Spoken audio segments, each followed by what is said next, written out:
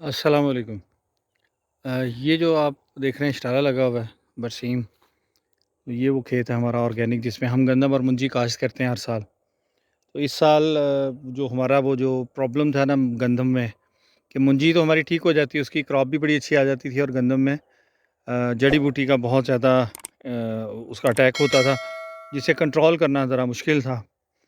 और काफ़ी कोशिशें की हैं पिछले 6 साल में, लेकिन एक कोशिश फिर इस दफ़ा ये की कि यहाँ पर इस साल गंदम को ब्रेक दे दें और यहाँ पर लगा दें बरसीम।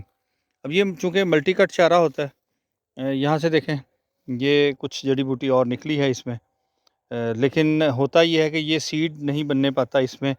कोशिश ये होती है कि बार-बार इसे जब काट लेंगे तो ये सीड नहीं बनेगा। जहाँ कोई स्पेस खाली रह गई है वहाँ पर तो ये जड़ी बूटी सीड बन रहा है। अदरवाइज़ यही होता है कि ये मल्टी कट चारा होता है, हर 10 दिन बाद इसे काटते हैं। उधर से आखिरी अब कट कट किया है इस क्यारे में, तो आपको नज़र आ रहा है कि बिल्कुल छोटा-सा उसका पौधे हैं, जो कि कल या परसों कहीं इनकी कटिंग ख़त्म की है। अगर यहाँ देखें जहाँ पर मैं खड़ा हूँ, तो ये पहले दिन जो इन्होंने इस कट को लिया है, यहाँ से दोबारा काटने के काबिल हो गया। तो इसे अब पानी लगा देंगे, 1 आध दिन का ब्रेक देंगे और फिर कटिंग इसकी शुरू हो जाएगी। तो ये वो तरीका है जिससे हम यहाँ से मल्टी कट चारे में एक सीज़न में ज़्यादा कट ले लेंगे, जिसका फ़ायदा ये होगा कि जो जड़ी बूटी इसमें उग रही थी, कुछ तो इसके प्रेशर से नीचे दब के ख़त्म हो जाएगी। दूसरा ये होगा कि उसका जब सीड नहीं बनेगा, तो वो बार-बार जो ये प्रॉब्लम आती है कि बहुत ज़्यादा जड़ी बूटी आती है, उसमें बहुत हद तक हमें इसका बेनिफिट मिलेगा।